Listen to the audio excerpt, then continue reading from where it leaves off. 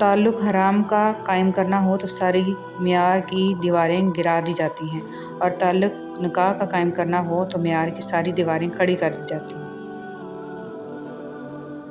دعا کے 3 پہلو ہوتے ہیں، یا تو قبول ہوتی ہے، یا آخرت کے لیے ذخیرہ کر لی جاتی ہے، یا مصیبت کو ٹال دیتی ہے مگر رد نہیں ہوتی۔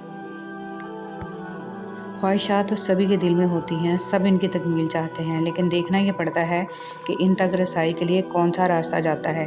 اسی راستے کے انتخاب میں تو انسان کا پتہ چلتا ہے، اس انتخاب میں انسان کی بڑائی یا اس کا چھوٹا پن چھپا ہے۔ پتہ چلتا ہے کہ وہ سونے کا ہے یا پیتل کا۔ کچھ چیزیں بہت دیر بعد بھی پلٹ کر واپس آ جاتی ہیں، خصوصاً کسی کو دیا ہوا دھوکہ اور بولا ہوا جھوٹ۔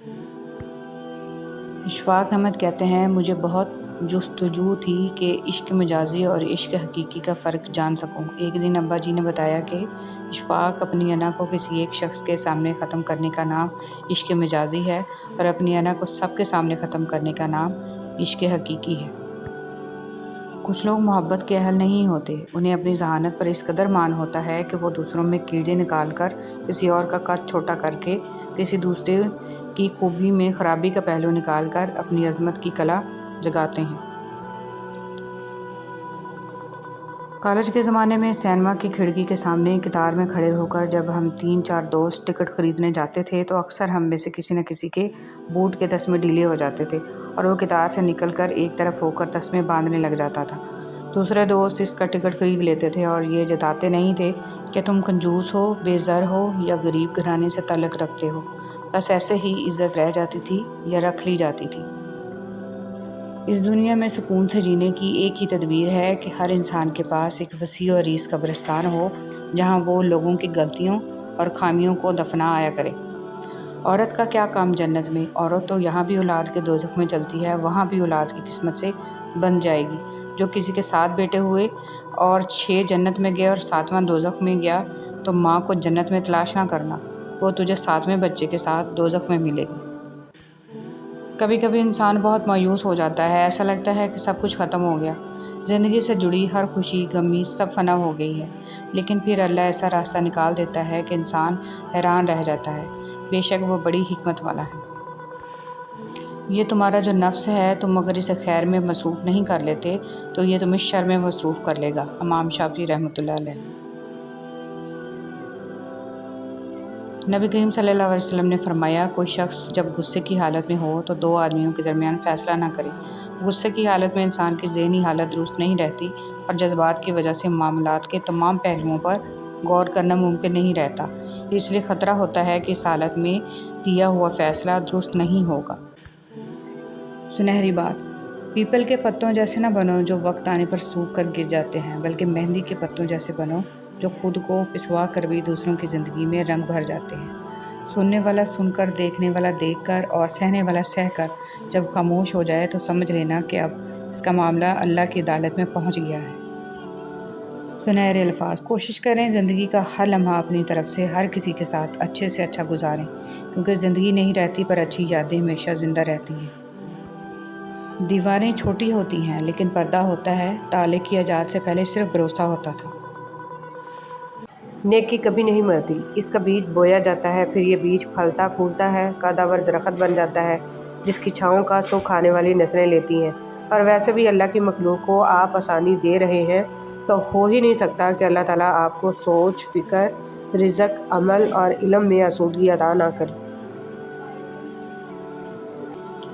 جب کوئی تمہیں بے وجہ رلائے تو تم اپنے آنسو اس یقین کے ساتھ صاف کر لینا، زندگی کے کسی موڑ پر وہ تم سے زیادہ روئے گا، بے شک اللہ بہترین انصاف کرنا۔ اگر آپ کے ساتھ ناانصافی اور زیادتی کی حد ہو جائے تو صرف اتنا سوچ کر خاموش ہو جانا کہ جو ذات اوپر بیٹھی ہے وہ بہت بے نیاز ہے۔ ہر شخص کو آپ راضی نہیں رکھ سکتے، یہ کام چمچے اور منافق لوگ ہی کر سکتے ہیں۔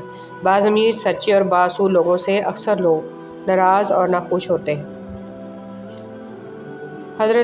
حضرت علی رضی اللہ تعالیٰ عنہ نے فرمایا، سب سے زیادہ خسارے میں وہ انسان ہے جو حق بات کہنے کی قدرت رکھتا ہو لیکن پھر بھی حق نہ کہہ سکے۔ مشکل دستک دے تو خوف زدہ نہ ہو، آگے بڑھ کر دروازہ کھول دیں، کیونکہ کامیابی ہمیشہ مشکل کا بھیس بدل کر آتی ہے۔ ہم انسانوں سے وہ اعلیٰ و عرفہ محبت چاہتے ہیں جو اللہ رب العزت کی کامل ذات اپنے بندے سے کرتی ہے۔ انسانوں سے یہ توقع ہی بہت سے نفسیاتی اور جذباتی مسائل کا سرچشمہ ہے۔ ایک مرنے والے انسان کو نہیں معلوم کہ تم نے اس کے لیے کتنے آنسو بہائے، لیکن ایک زندہ انسان کو مرتے دم تک یاد رہے گا کہ تمہاری وجہ سے اس نے کتنے آنسو بہائے۔ جو بھی رشتے پاس ہے خدارا ان کی قدر کیجیے۔ حضرت علی رضی اللہ تعالیٰ عنہ نے فرمایا، لا حاصل کو اگر پانا چاہتے ہو تو تہجد پڑھا کرو، کیونکہ جو نصیب میں نہ ہو اسے تہجد کی دعائیں مقدر میں لے آتی ہیں۔ کبھی دیکھا ہے کسی ماں نے اپنے بچے کو خوب اندھیرے میں چھوڑ دیا ہو؟ کبھی نہیں نا۔ تو پھر وہ اللہ ہے جس کی رحمت کو کوئی حد نہیں، وہ کیسے تمہیں چھوڑ سکتا ہے؟ تو پھر اس وحدہ لا شریک پر یقین رکھو۔ حضرت با یزید بسطامی رحمۃ اللہ علیہ فرماتے ہیں، میں سمجھتا تھا کہ میں اللہ سے محبت کرتا ہوں، مگر جب حقیقت کا مجھ سے پردہ اٹھا تو معلوم ہوا پہلے مجھے اللہ نے چاہا، تب مجھے اللہ سے محبت کی توفیق ہوئی۔ اس بات کا یقین رکھو کہ جنہوں نے آپ کو بے سکون کیا ہے وہ پرسکون ہونے کی جتنی بھی اداکاری کر لیں، سکون میں وہ کبھی بھی نہیں ہو سکتے۔ حضرت علی رضی اللہ تعالیٰ عنہ نے فرمایا، اچھے لوگوں کا تمہاری زندگی میں آنا تمہاری قسمت ہے اور انہیں سنبھال کر رکھنا تمہارا ہنر ہے۔ اے اللہ، ہمیں مانگنے کا سلیقہ نہیں آتا، پھر بھی ہر روز ہاتھ پھیلائے اس یقین کے ساتھ مانگتے ہیں کہ تیرے سوا ہماری دعاؤں کو قبول کرنے والا کوئی نہیں ہے۔ دعا کی قبولیت آواز کی بلندی نہیں بلکہ دل کی تڑپ کا تقاضا کرتی ہے، کیونکہ دعا صرف الفاظ کا مجموعہ نہیں بلکہ روح کی طلب اور کیفیت کا نام ہے۔ علم کی طلب سے شرم نہ کرو، کیونکہ جہالت زیادہ باعث شرم ہے۔ صبر، شکر اور قناعت ایک اینک ہے، اگر آپ یہ اینک لگا لیں تو دنیا بڑی خوبصورت نظر آئے گی اور آپ ہمیشہ خوش و خرم رہیں گے۔ باپ کے زندہ رہنے تک ہر بیٹی شہزادی ہے۔